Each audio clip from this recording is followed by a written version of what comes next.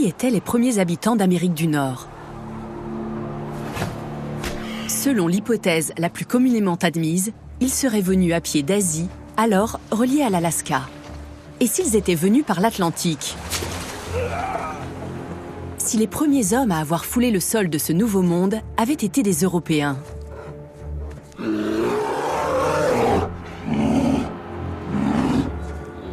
C'est une toute autre conception du peuplement de l'Amérique.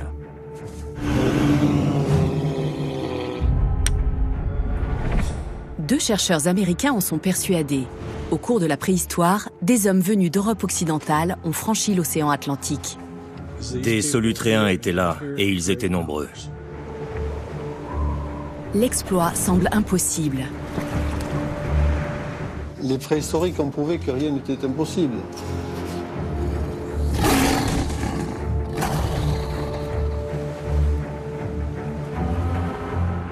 En Amérique du Nord, on a retrouvé des outils de pierre semblables à ceux d'une culture européenne évoluée. Depuis la chance que j'ai eue d'avoir dans mes mains ces objets-là, j'ai vraiment envie de poursuivre cette idée-là. Cette histoire correspond à un récit des origines immémoriales. Et une nouvelle étude génétique pourrait bien bouleverser le monde scientifique. Juste ce résultat-là vient complètement chambouler les idées qu'on avait de la colonisation de l'Amérique du Nord. Des populations du continent européen sont-elles parvenues en Amérique grâce à un pont de glace? Nous changeons l'histoire du monde.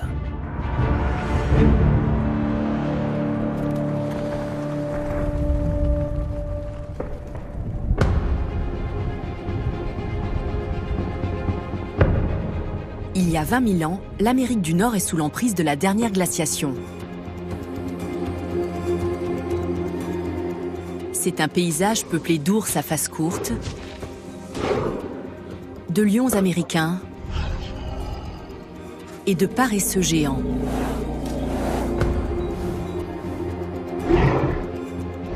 Les hommes ne vont pas y poser le pied avant 6 000 ans. C'est du moins ce que l'on croyait. Car le peuplement de l'Amérique pourrait être plus ancien qu'on ne l'avait pensé. Et si un groupe humain issu d'Europe occidentale avait traversé l'océan Atlantique il y a 20 000 ans?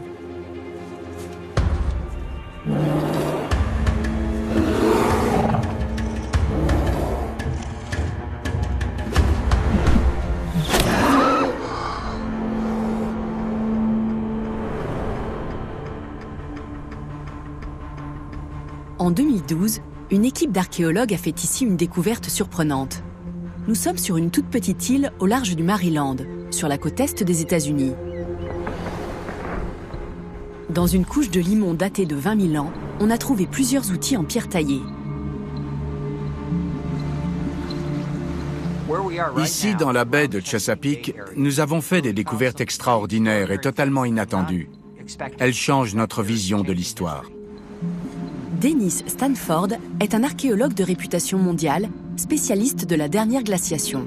Bruce Bradley se concentre sur l'archéologie expérimentale et notamment sur le façonnage des pierres taillées. Ici, ils ont découvert deux outils en pierre d'une grande finesse. Nous avons ici une pièce bifaciale. Elle est très fine, elle a été affûtée une ou deux fois. Quand on l'a trouvée, elle dépassait d'environ un tiers de la falaise. En voici une autre. Elle portait des traces résiduelles de sang que nous avons analysées. Il s'agissait de sang de bison.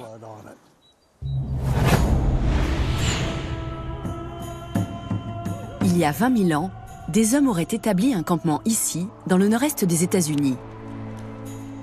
Ces quelques morceaux de silex bouleversent tout ce qu'on croyait savoir sur le peuplement de l'Amérique. Sur l'origine, le mode de transport et la date d'arrivée des premiers habitants d'Amérique du Nord.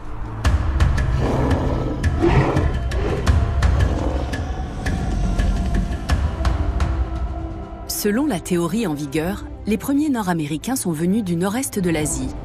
Le détroit de Bering était alors à sec. Ils ont vécu en Béringie plusieurs milliers d'années. Puis, il y a entre 16 et 14 000 ans, ils se sont dirigés vers le sud. Les découvertes de la baie de Chesapeake pourraient prouver qu'une population humaine était établie sur le continent à une date bien antérieure. Ce qui est nouveau, c'est que nous avons trouvé des objets qui ont de 6 000 à 10 000 ans de plus dans l'est des États-Unis. Ça ne cadre pas du tout avec l'ancienne théorie. À partir de là, bien évidemment, on se pose la question, d'où venaient ces gens ? Bruce Bradley et Dennis Stanford ont comparé leurs trouvailles avec des outils préhistoriques du monde entier. Et ils ont trouvé des techniques de façonnage similaires, celles d'une culture européenne appelée le solutréen. Voici le moule d'une pièce bifaciale solutréenne. Et en voici une qui vient de notre site. Elle présente des similarités troublantes. Même forme, même méthode de fabrication, même taille et même usage. C'est un sacré casse-tête. Comment expliquer une coïncidence pareille? La culture solutréenne s'est développée en France et dans la péninsule ibérique lors de la dernière glaciation. 6 000 km et un océan entier la séparent de la baie de Chesapeake. Bruce Bradley est venu en France au cœur du territoire solutréen pour enquêter. Il se rend en Dordogne, au Musée national de préhistoire des Hésies. Les réserves du musée comptent plus de 6 millions d'objets, dont un grand nombre d'outils solutréens. Voilà, ça c'est très intéressant. Donc, on a le solutréen ici et l'américain de ce côté. Tous ces outils viennent de la côte Est. Les spécialistes du solutréen examinent dans le détail les trouvailles de Bruce. Qu'est-ce que vous pensez à ça? Tu l'achètes pour du solutréen? Oui, d'un point de vue technique, elle est acceptable pour du solutréen. Non, Bruce, si on trouvait une pièce comme ça sur un site solutréen, ça ne poserait aucun problème. Oui, d'accord. Ce qui est effectivement très difficile à concevoir, c'est la traversée de l'océan. Oui, c'est ce qui pose problème à tout le monde, la traversée de l'océan. Comment sont-ils allés d'ici jusqu'en Amérique? Vous croyez que c'est possible? Les préhistoriques ont prouvé que rien n'était impossible.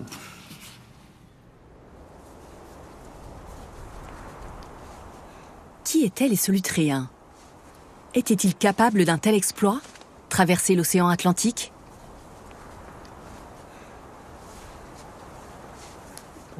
On connaît à peu près les conditions de vie de la population de cette époque. On est alors dans ce qu'on appelle le dernier maximum glaciaire. Les glaciers recouvrent tout le nord de l'Europe. Pour les hommes, c'est une existence très rude. Les solutréens possédaient une très grande maîtrise technique. C'étaient aussi des artistes. Ils nous ont laissé des peintures pariétales. Ce sont surtout des représentations d'animaux, mais aussi parfois des empreintes de mains. Il s'agit de messages pour signifier ce qui est sacré et ce qui ne l'est pas. Le solutréen est l'époque où la taille du silex est à son apogée. De nouvelles techniques permettent d'obtenir des lames d'une finesse extraordinaire. Selon Bruce Bradley, il se pourrait que les solutréens aient utilisé une technique qu'on retrouve chez les paléo-américains. On frappe le silex sur l'arête et on en détache ainsi un large éclat qui va jusqu'à l'arête opposée. Les outils solutréens sont extrêmement tranchants. Ils se reconnaissent à leur forme caractéristique en feuilles de laurier. Mais leurs inventions ne s'arrêtent pas là. Ils ont innové dans plusieurs domaines. Ils ont inventé des techniques qu'on ne retrouve pas dans les autres cultures. L'une de ces innovations, c'est l'aiguille, et surtout le chat de l'aiguille. Cette invention rend la couture beaucoup plus efficace. Elle s'est d'ailleurs rapidement répandue par la suite.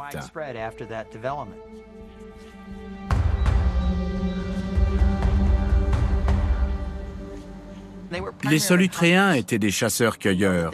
On sait qu'ils chassaient le renne, parfois aussi le cheval.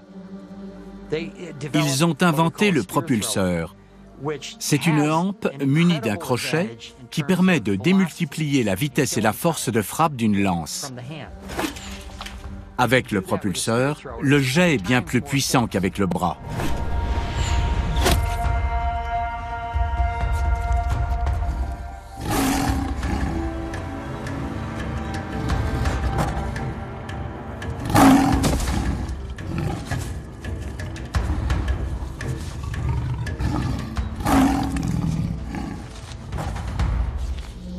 Mais en pleine période glaciaire, la nourriture se fait rare. Les Solutréens sont comme la plupart des peuples du monde. Ils ne vont pas rester sur place à attendre d'être envahis ou de mourir de faim. Ils sont poussés par la volonté de survivre. Donc, Dennis Stanford et moi-même, nous avons émis l'hypothèse selon laquelle une population aurait traversé l'Atlantique lors du dernier maximum glaciaire il y a environ 20 000 ans. Ils seraient parvenus en Amérique du Nord et se seraient établis sur la côte est des États-Unis. C'est une toute autre conception du peuplement de l'Amérique. Selon les deux chercheurs, c'est précisément la glace qui a permis aux Solutréens de quitter l'Europe.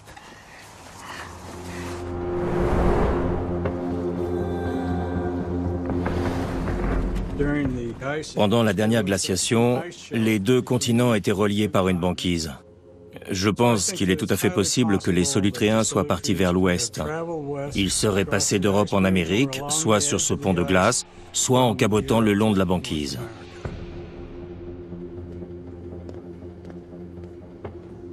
L'hypothèse des deux chercheurs est en totale rupture avec la théorie en vigueur sur le peuplement des Amériques. Ils décident malgré tout de la faire connaître. La réaction de la profession a été assez unanime. On peut dire que notre hypothèse a provoqué un tollé général.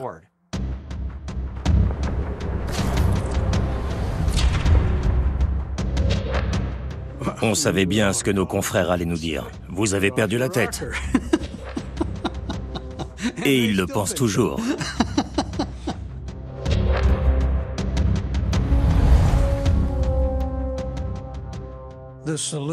L'hypothèse solutréenne n'est pas valable pour le peuplement des Amériques. Il faut l'abandonner. C'est une belle histoire, très romanesque. Ça parle à tout le monde, c'est drôle, c'est nouveau, c'est différent, mais ça ne résiste pas aux faits. À l'heure actuelle, toutes les données concourent à démontrer que les premiers Américains sont arrivés il y a environ 15 000 ou 16 000 ans et qu'ils venaient d'Asie. On ne nie pas que des hommes sont arrivés par la Béringie. C'est un fait établi que personne ne remet en cause. Maintenant, on peut se demander s'il n'y a pas eu d'autres sources de peuplement. Certains le pensent, d'autres ne sont pas d'accord, et ils se disputent. Au cœur de cette polémique, les outils. La ressemblance entre les outils d'Amérique du Nord et d'Europe serait une simple coïncidence. Ce ne serait pas la première fois qu'on retrouve des technologies similaires employées par des peuples différents sur des continents différents. Regardez les pyramides d'Égypte et celles du Mexique. Elles ont été inventées indépendamment les unes des autres sur deux continents. Quand on examine dans le détail les pyramides d'Égypte et celles de Mésoamérique, on voit que sous bien des aspects, elles sont très différentes. Bruce Bradley a étudié pendant des années le façonnage des outils en pierre taillée. Il sait reproduire la taille par pression, caractéristique de l'innovation solutréenne. Comme pour les pyramides, il considère que la forme n'est pas le plus important. Ce qui compte, c'est la technique de fabrication. L'approche solutréenne en matière de fabrication d'outils en pierre est très particulière. Elle est unique au monde.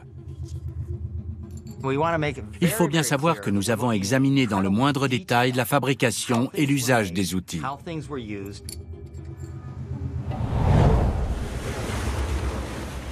La présence de cet immense océan pose évidemment un problème. Elle nous pousserait à dire que la ressemblance est accidentelle, mais nous affirmons le contraire. Il est impossible qu'il n'y ait pas de lien.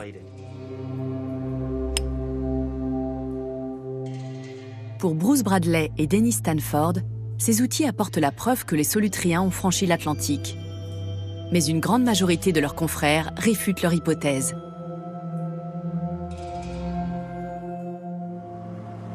Sébastien Lacombe est spécialiste de l'industrie de la pierre taillée du Paléolithique.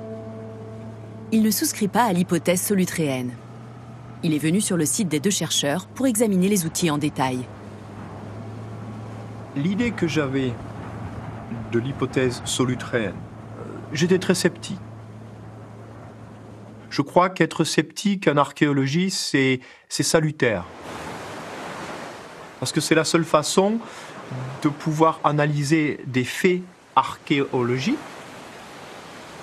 Alors, explique-moi ce qu'on a. Cette lame bifaciale a été trouvée au point de contact entre la couche de surface et la couche profonde. Cette couche est datée de 20 000 ans.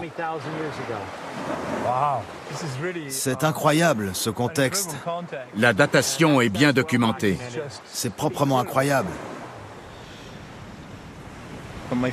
Ce qui me frappe d'abord, c'est sa finesse. J'ai vu des pièces comme celle-ci datant du Paléolithique récent en France, et en Espagne aussi d'ailleurs. Ça me rappelle les feuilles de laurier du Solutréen. C'est une technologie très similaire. Oui. On dirait du Solutréen. Oui, tout à fait. La chance que j'ai eue aussi d'avoir dans mes mains certains de ces objets-là, je peux dire que dans ma tête, oui, j'ai fait du chemin. J'ai vu des choses sur le plan technologique et sur le plan typologique. J'ai vu des objets qui me rappellent très très sûrement ce que j'ai pu voir dans mes recherches en France et en Espagne.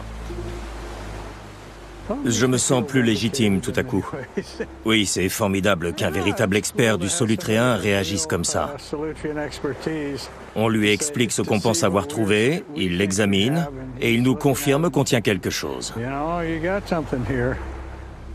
Aujourd'hui, sans prétendre que oui, ces gens-là étaient absolument solutréens, parce que je ne suis même pas certain qu'on puisse un jour le dire, mais ces affinités qui finissent par être plus que des affinités, mais des choses qui sont de plus en plus convaincantes.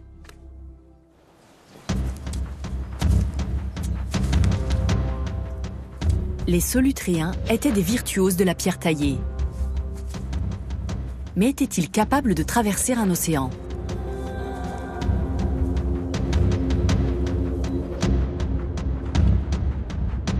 Bruce Bradley se rend dans les Pyrénées en quête d'indices. Il veut savoir si les Solutréens auraient pu être des marins.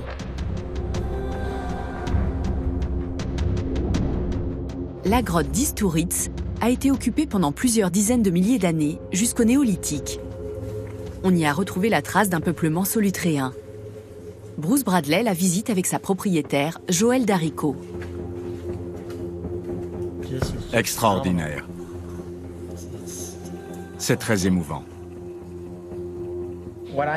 Je suis venu voir si on pouvait trouver ici une quelconque relation à la mer, quelque chose qui rappellerait l'océan.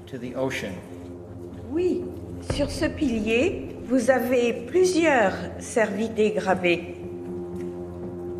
Ce qui est étrange, c'est qu'avec les cervidés, il y a sur la même œuvre un saumon. C'est incroyable. Un poisson associé à un cervidé. C'est vraiment intéressant. C'est vraiment très intéressant. Le saumon est un animal symbolique parce qu'il vit à la fois dans l'océan et les rivières. Ce dessin pourrait indiquer un lien avec l'océan. Dans une autre grotte, dans le nord de l'Espagne, on a trouvé un outil incurvé. L'objet en os date du Solutréen. Il pourrait s'agir de l'un des premiers harpons au monde.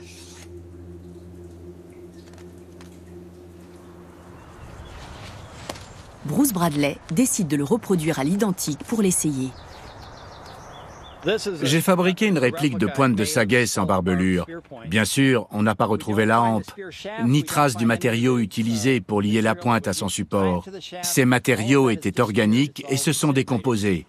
Donc, on est obligé de procéder par hypothèse sur le matériau utilisé et la façon de s'en servir.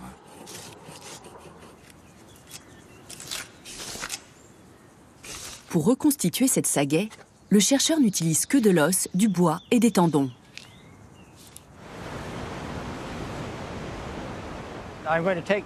Je vais lancer la Saguet sur le poisson pour voir si elle reste fichée dans la chair, comme un harpon.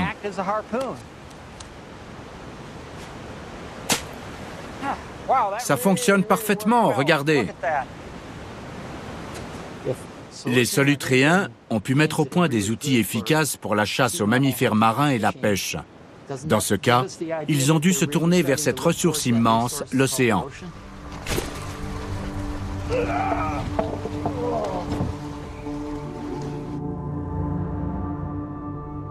L'art pariétal semble confirmer qu'il se nourrissait des produits de la mer. On trouve d'autres représentations dans les grottes le long de la côte atlantique. Des poissons des profondeurs, comme le thon et le flétan. Et puis, un oiseau marin, aujourd'hui éteint, qui pullulait pendant la dernière glaciation.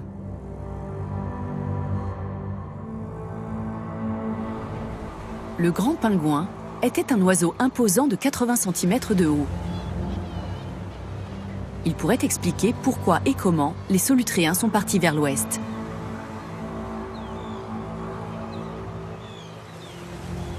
Ce pingouin pesait environ 5 kg. On le reconnaissait à sa tache blanche au-dessus des yeux et à son bec barré de striures.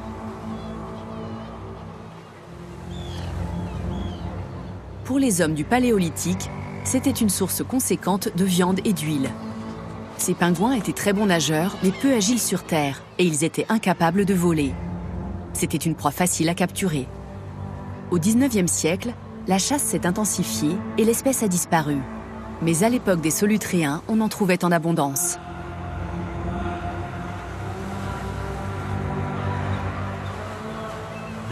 Cette espèce d'oiseau marin était parfaitement adaptée au froid. À l'époque, il se comptait par millions d'individus.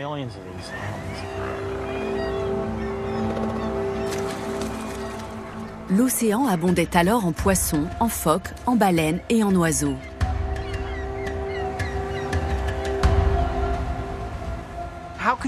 Il y avait un véritable supermarché en libre-service sur la glace. Comment aurait-il pu ne pas le voir? Ne pas se dire, le risque en vaut la chandelle. Il suffit de suivre la nourriture. Comment imaginer que les solutréens qui vivaient sur les rives de l'océan n'aient pas voulu en profiter?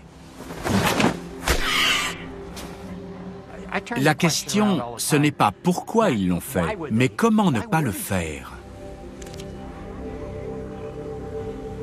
Mais les critiques ne désarment pas. Dans l'hypothèse solutréenne, ce qui manque, c'est une preuve. Ils aimeraient bien détenir cette preuve, mais ils ne l'ont pas. Toute idée, toute hypothèse doit être soumise à la vérification. Elle doit résister à un examen détaillé des faits. Les deux chercheurs fondent leur hypothèse sur des outils retrouvés sur une plage. Pour convaincre la communauté scientifique de son bien-fondé, ils doivent entreprendre une fouille archéologique systématique.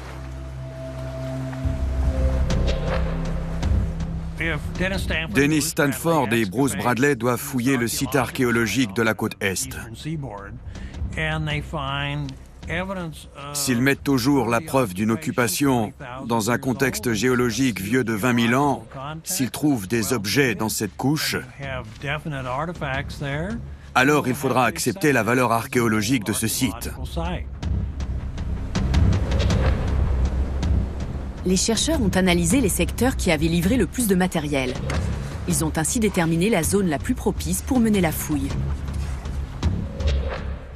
Ce site est important parce qu'il recèle peut-être la preuve irréfutable que nous cherchons. Nous pensons qu'il y a 20 000 ans, Des hommes ont séjourné ici. On a des indices concluants, mais il faut qu'ils soient étayés par un peu plus de matériel.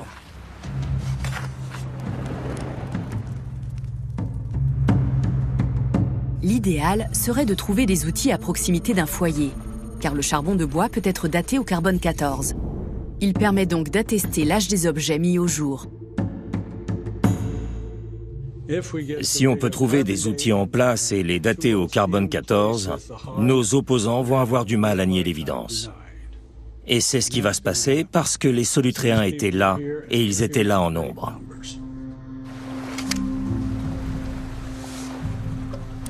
Le temps joue contre eux. L'érosion a permis de faire apparaître les outils de pierre, mais elle menace maintenant le site lui-même. En l'espace de 3 ans, l'océan a déjà avalé 300 mètres de côte.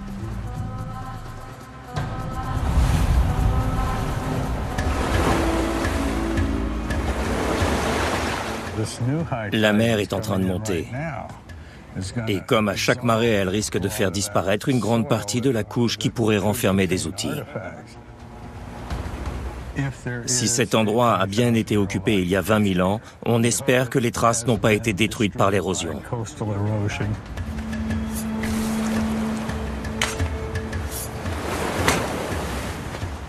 On a une bonne brise de mer qui s'est levée avec la marée. Il y a de la houle, et du coup les vagues vont encore plus loin.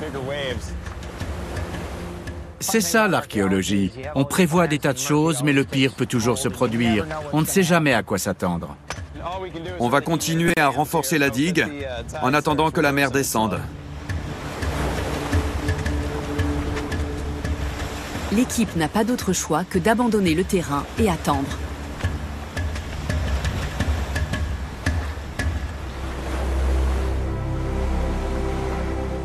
Le lendemain matin, la mer a baissé, laissant apparaître de nouveaux objets.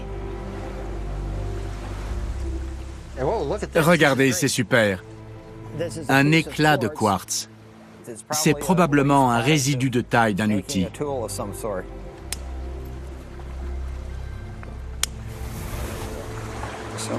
C'est l'œuvre d'un être humain. Il l'a utilisé, puis l'a perdu ou l'a jeté. En tout cas, c'est un objet chargé d'histoire. Il y a 20 000 ans, une étendue de glace séparait l'Amérique du Nord de l'Europe. Mais cette étendue n'était pas solide. Elle était semée de blocs de glace, parfois larges de plusieurs kilomètres. Ces morceaux se déplaçaient et se fissuraient au gré des courants de l'Atlantique Nord. Il aurait été beaucoup trop dangereux de tenter la traversée à pied.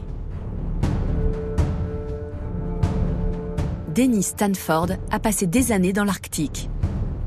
Il croit savoir comment les Solutréens auraient pu survivre à cette traversée.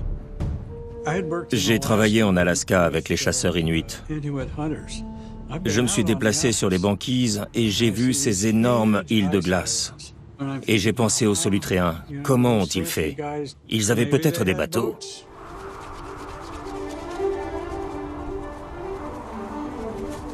Et s'ils avaient des bateaux, ils pouvaient naviguer entre les blocs de glace. Et à force de naviguer, on sait ce qu'il faut faire par gros temps. Ma théorie, c'est qu'ils ont avancé peu à peu, tout en chassant le phoque et le grand pingouin. Ils disposaient de tout ce dont ils avaient besoin pour vivre. C'est une hypothèse tout à fait plausible. Dennis Stanford pense que les Solutréens ont parcouru les îles de glace à pied. Et ils seraient passés de bloc en bloc en bateau. Mais en archéologie, on ne peut pas se contenter d'hypothèses. On a besoin de preuves concrètes. Rien ne prouve que les Solutréens avaient des embarcations. On n'a pas trouvé de bateaux ni d'outils témoignant de la fabrication de bateaux. Donc nous n'avons aucune preuve tangible de transport par voie de mer. Les plus anciennes pagaies jamais retrouvées datent de 9500 ans. Elles étaient en bois et ont été mises au jour en Europe occidentale. Mais il existe des preuves indirectes de l'existence d'embarcations bien plus anciennes. Il y a 65 000 ans, des groupes humains sont parvenus en Australie à partir de l'Indonésie. Pour cela, ils n'ont pas pu faire autrement que de naviguer. La plupart des bateaux sont faits de bois, de peau, de matériaux organiques qui se décomposent avec le temps. Mais l'homme est bien arrivé en Australie. Et à moins d'imaginer qu'il est passé par la voie des airs, on est obligé de convenir qu'il a franchi la mer sur des embarcations quelles qu'elles soient. Il est donc tout à fait concevable que des solutréens aient eu des bateaux il y a 20 000 ans.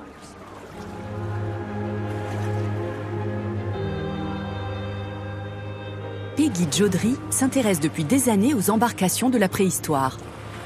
Selon elle, les bateaux des solutréens ressemblaient peut-être à ceux des anciens Inuits. Si l'on veut déplacer un groupe, comme une famille élargie ou plusieurs familles, il faut une embarcation adaptée, un grand bateau pour caser tout le monde. Dans ce cas, l'Umiak est idéal.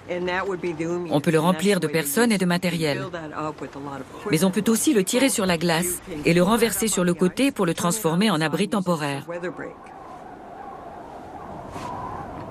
Pour nous qui aimons la terre ferme, la mer est une menace. Mais ceux qui vivent sur l'océan le voient comme une autoroute. C'est par la voie des mers que l'humanité a colonisé de nouveaux territoires. Comment apporter la preuve de la présence de solutréens en Amérique du Nord? La réponse est peut-être à chercher du côté de la génétique. Les Hurons-Wendat font partie des nations premières établies dans l'Est du Canada. Ils s'intéressent à leur patrimoine génétique. Et leur récit des origines est très intéressant. Dans la communauté Huron-Wendat, nous avons différentes histoires sur la création, sur l'origine des Huron-Wendat.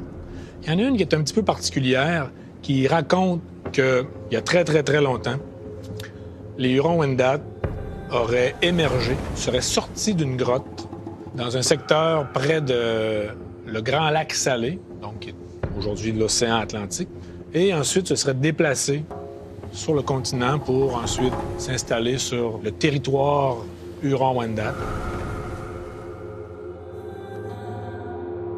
Louis Lesage est biologiste. Il se demande si la science pourrait confirmer la légende.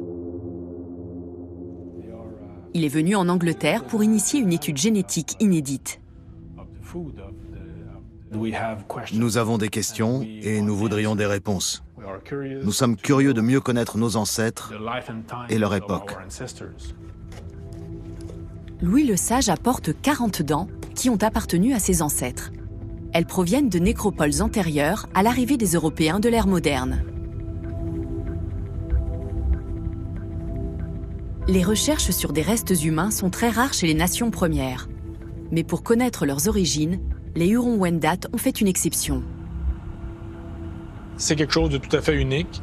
La communauté chez nous pense que, étant donné que nous sommes une communauté qui est curieuse, c'est très étrange de savoir que mes ancêtres sont dans cette petite boîte. Alors, s'il vous plaît, ne parlez pas d'échantillons. Ce sont des individus, c'est important. Ils sont placés sous votre responsabilité. Nous sommes reconnaissants de la confiance dont les Hurons-Wendat nous honorent pour faire ce travail de recherche. L'objectif du programme est d'étudier l'ADN ancien et moderne de populations autochtones. Nous allons tester l'hypothèse selon laquelle une partie de l'ADN ancien a traversé l'Atlantique. L'équipe de Stephen Oppenheimer cherche un petit marqueur génétique. Il s'appelle X2A. L'aplogroupe X représente des populations présentes en Europe, au Proche-Orient et en Afrique du Nord. Son descendant, X2A, apparaît chez les peuples indigènes de l'Est de l'Amérique du Nord. Ce marqueur est totalement absent en Asie orientale, en Sibérie et en Alaska. Pour Stephen Oppenheimer, X a donc pu traverser l'Atlantique. C'est le trajet le plus rapide entre l'Europe et l'Amérique. Si l'on regarde les données dont on dispose, il est clair que la voie la plus évidente, c'est la traversée de l'Atlantique.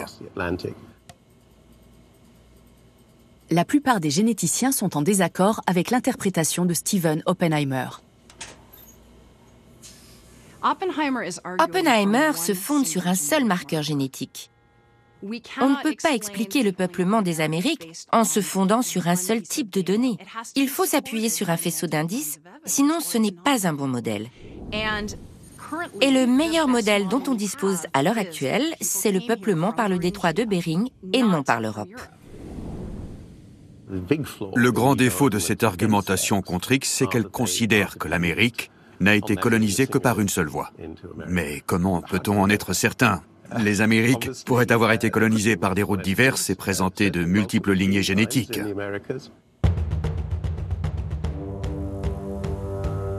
L'équipe de généticiens va passer 3 mois à chercher X2A. Sa présence dans les gènes des Hurons-Wendat donnerait un poids certain à l'hypothèse d'une migration européenne. Mais l'hypothèse ne serait pas confirmée pour autant, car selon de nombreux chercheurs, les solutréens n'auraient pu résister aux conditions climatiques de la dernière glaciation.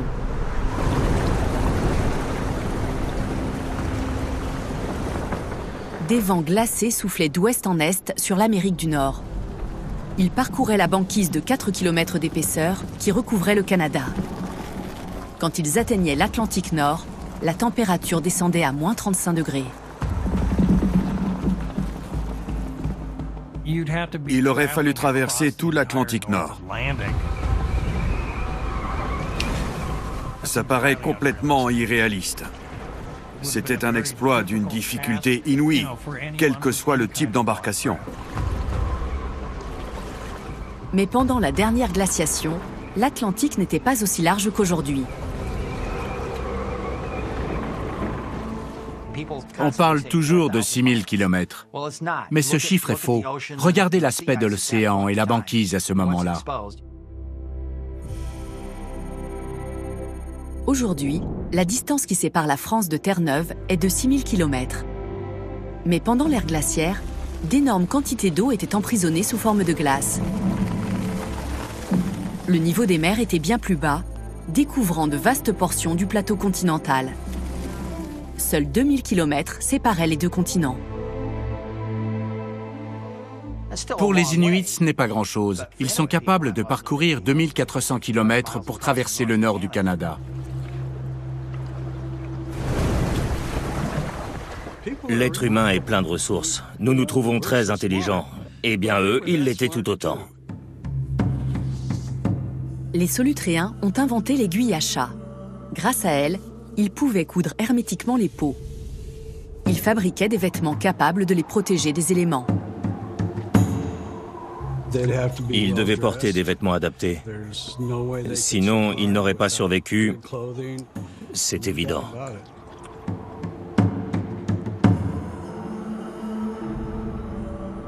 Dennis Stanford sait comment on survit dans un monde glacé.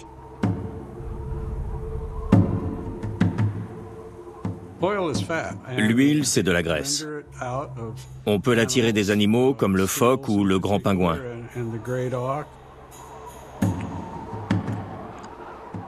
Elle sert pour tout, pour s'éclairer, pour se chauffer, pour se protéger du froid. L'huile devait être un élément fondamental de leur mode de vie. Et le meilleur endroit pour s'en procurer, c'était sur la glace qui recouvre l'océan. C'est là que se trouve la plupart des ressources. Et on peut y vivre toute l'année.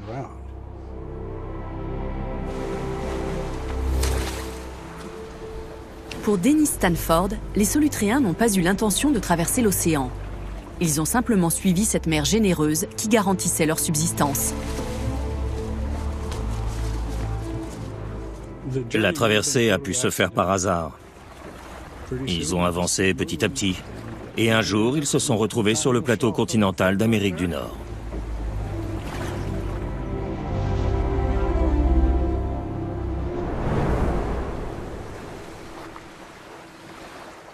Sur le chantier de fouilles, Peggy Jodry observe une tache dans les sédiments. Dennis, je crois qu'on a trouvé un petit fragment de charbon dans ce niveau d'occupation. C'est formidable. Oui, c'est génial. Ce charbon provient peut-être d'un foyer. Il pourrait permettre à l'équipe d'obtenir une datation précise du site au carbone 14. Mais ils doivent encore dégager 15 cm de sédiments avant d'atteindre leur but. Pour moi, ça ressemble à du charbon, cette tache noire là. C'est génial. On va arriver sur du charbon de bois, oui. On va pouvoir obtenir une datation au carbone 14. Et avec un peu de chance, on va trouver des éclats de silex et de petits outils en pierre. Et en soi, c'est... Attention! Ça va? Il faut que tout le monde s'éloigne de la paroi. Il y a une vibration. Elle est en train de se fissurer, là.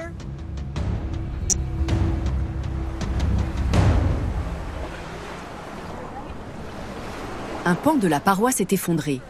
Elle a évité de peu la zone de fouille. L'équipe doit procéder avec encore plus de prudence.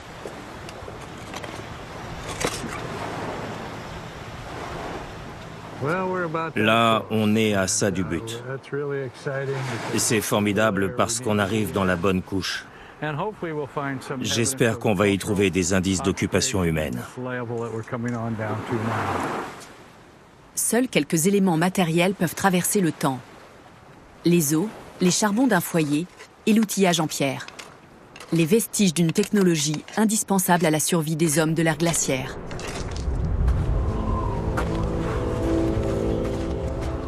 Pour Dennis Stanford et Bruce Bradley, des solutréens ont passé des mois sur l'océan, dans des conditions extrêmes. Et puis, ils ont été les premiers à poser le pied sur le sol de ce nouveau monde. En arrivant, ils ont trouvé un environnement glaciaire, le même que chez eux. Ils savaient exactement comment s'adapter à ces conditions climatiques. Le premier soin des solutréens aurait été de chercher les roches propres à façonner leurs outils. Ils évaluent très vite l'endroit et ils se trouvent plutôt bien lotis parce qu'ils sont les premiers à y parvenir et la région est plutôt riche. Alors ils se mettent en devoir de trouver ce dont ils ont besoin. Ils commencent par aller sur la plage pour chercher des galets.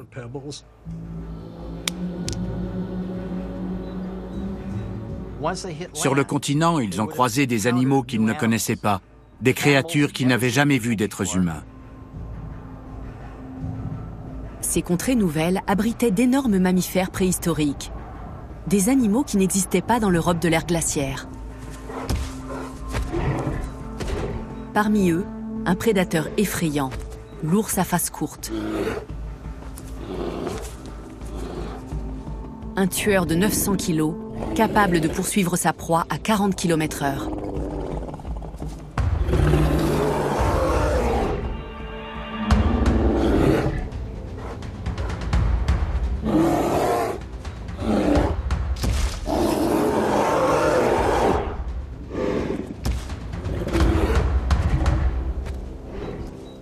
C'est une région pleine de défis, mais ils ont pu les relever en s'adaptant peu à peu au comportement de ces animaux.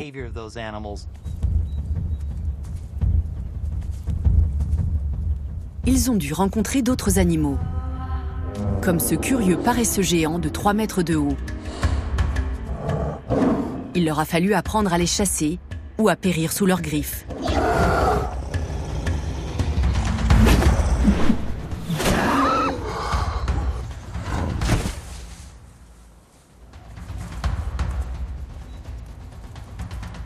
L'équipe propose une hypothèse audacieuse. Les solutréens se sont adaptés à leur nouvel environnement et le pont de glace a permis au peuplement de se poursuivre en reliant les deux continents. Il ne s'agit pas de migration, mais d'expansion. Ils sont établis de part et d'autre de l'océan et utilisent le milieu comme une réserve de nourriture. Peut-être que certains sont restés, d'autres sont repartis. Ils ont apporté leur technologie et on en retrouve les traces dans la baie de Chesapeake. Si les solutréens se sont établis en Amérique, on devrait retrouver leurs traces dans le patrimoine génétique des populations indigènes. Après des mois de travail intense, l'équipe de Stephen Oppenheimer a fait une découverte surprenante. Le marqueur X2A est présent dans 3 dents des anciens Hurons-Wendat. Personnellement, j'ai appris des choses vraiment intéressantes. Oui, on a vu que les groupes autochtones qui entourent les Hurons-Wendat avaient le fameux gène XA2. Je trace un X ici. Le marqueur génétique X2A pourrait indiquer que les ancêtres de Louis le Sage sont venus d'Europe lors de la dernière glaciation.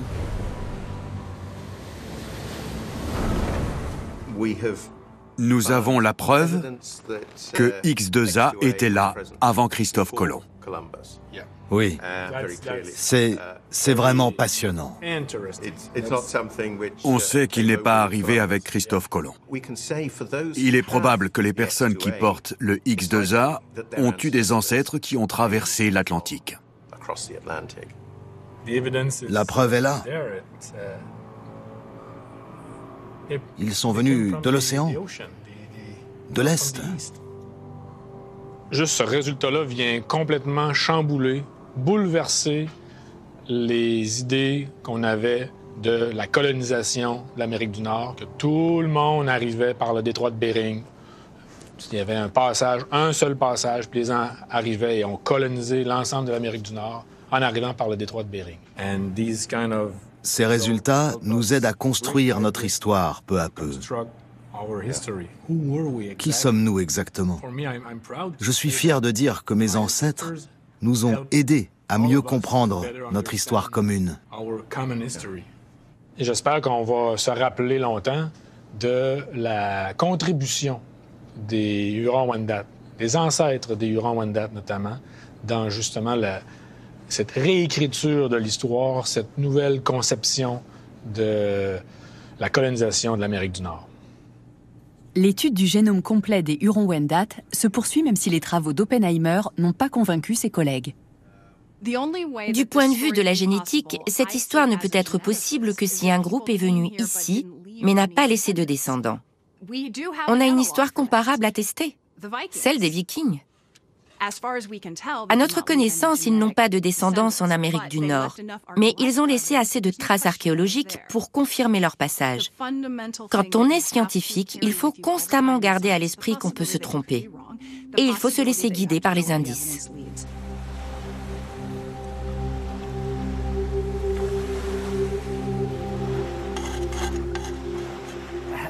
On y est.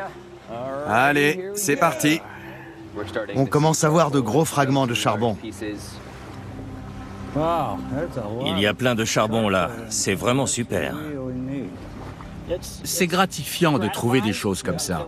Ce sont des informations essentielles. Sans elles, on aurait du mal à poursuivre. C'est certain. Les petits fragments de charbon de bois indiquent la présence d'un feu. Mais l'équipe n'a pas trouvé de foyer. Le charbon est expédié pour une datation. Mais avant la fin de la fouille, ils font une nouvelle découverte.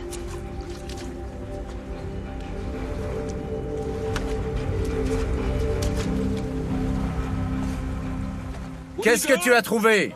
Une pièce bifaciale, elle est intacte. Elle est très belle parce qu'elle est en quartzite, comme tous les éclats qu'on a trouvés. Regardez ça.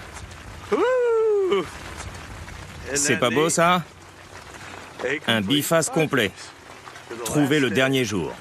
C'est la cerise sur le gâteau.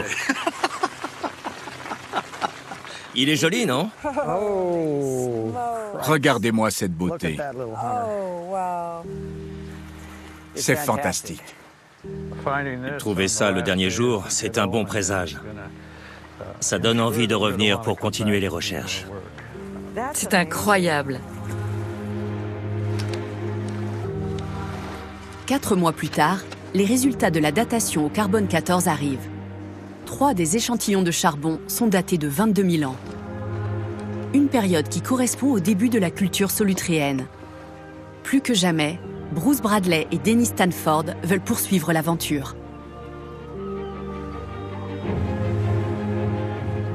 Moi, ce qui me passionne dans cette histoire, ce n'est pas d'avoir une jolie hypothèse à présenter. C'est de mieux comprendre l'expérience humaine et de l'enrichir au-delà de tout ce qu'on aurait pu imaginer. À l'avenir, grâce à nos recherches, on enseignera une histoire un peu différente aux jeunes archéologues, parce qu'elle donne une version différente des origines de l'histoire du monde.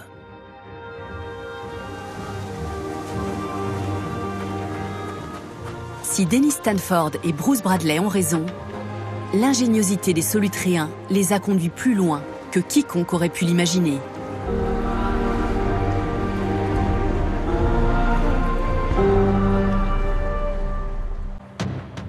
La soirée se poursuit dans Science Grand Format avec un documentaire sur la découverte mystérieuse de restes humains dans une grotte du sud de la Chine.